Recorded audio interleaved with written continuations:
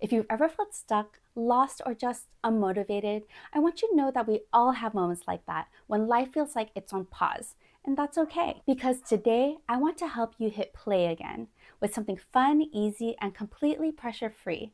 Hobbies. I'm sharing 10 fun, creative hobbies that will not only bring you joy, but will also help you reconnect with yourself.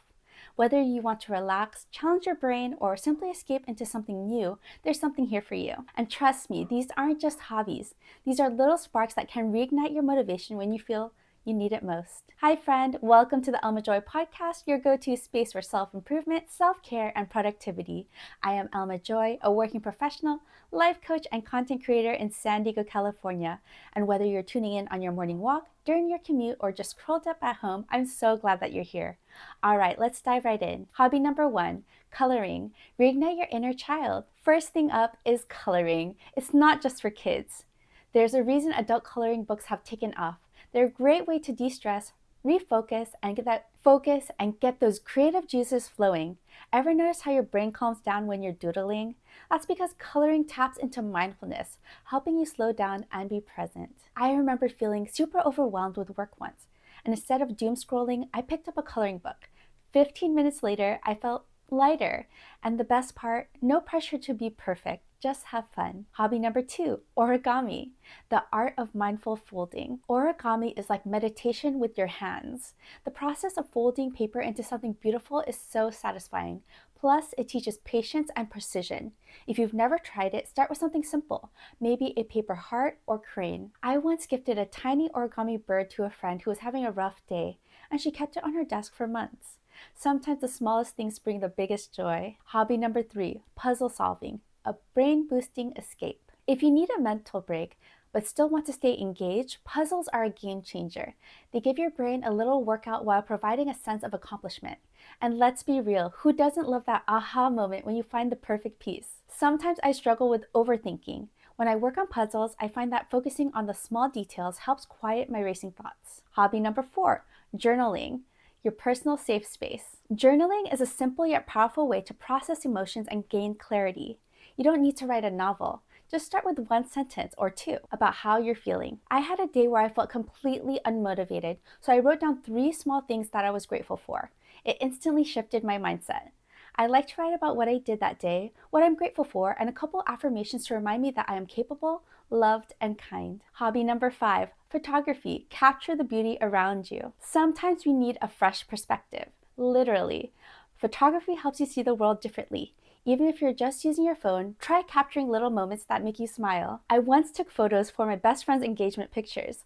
I was really nervous, but it was actually a lot of fun and they loved the photos and now have priceless memories to look back on. Hobby number 6, gardening. Ground yourself in nature. Gardening is a beautiful way to reconnect with nature and yourself.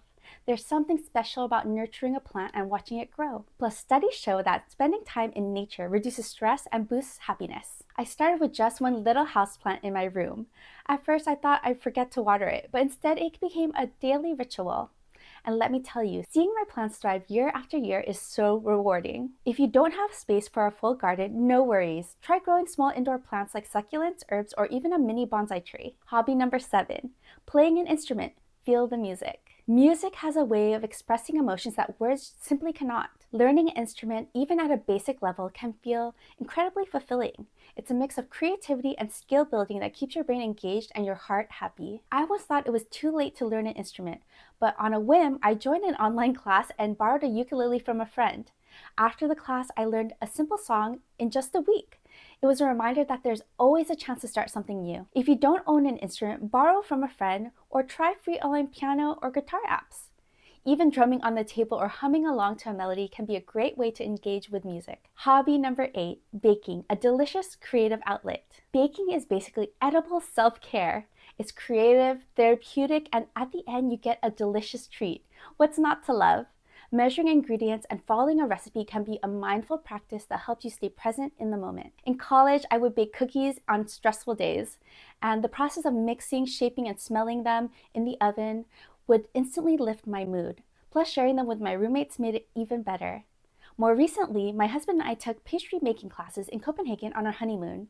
It was so much fun learning new baking techniques and sharing our baked goods with our friends afterwards. They said that the pastries were so good that we should start our own bakery one day. One can only dream. Start with something simple like banana bread or no-bake treats. And if you're feeling adventurous, try decorating cupcakes. It's like painting, but tastier. Hobby number 9, creative writing. Express yourself. Writing isn't just for authors.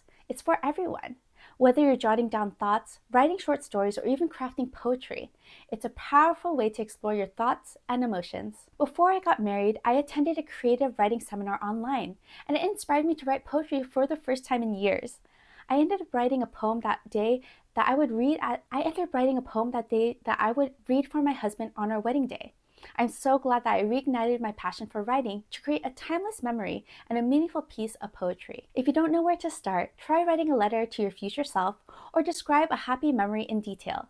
There's no wrong way to do it. Hobby number 10, dancing. Move to feel alive. When words aren't enough, dance it out. Moving your body releases endorphins, lifts your mood, and expresses yourself in a way that feels completely free. And the best part, you don't need to be a professional. Just have fun with it. I once had a day where I felt super unmotivated, but I put on my favorite song and danced around the living room. 5 minutes later, my mood had completely changed. Sometimes all you need is movement to reset your energy. If dancing in public sounds intimidating, start by having a solo dance party at home. Or try a beginner dance workout on YouTube. It's a great way to stay active and boost your mood. So there you have it. 10 hobbies to help you feel inspired again. Whether it's coloring, dancing, or baking, the key is to start small and choose what feels exciting to you. Sometimes the best way to find motivation is to simply enjoy the process. Which hobby are you going to try first? Let me know. And if you enjoyed this episode, make sure to subscribe for more self-care and personal growth tips. Until next time, take care and remember, you are enough.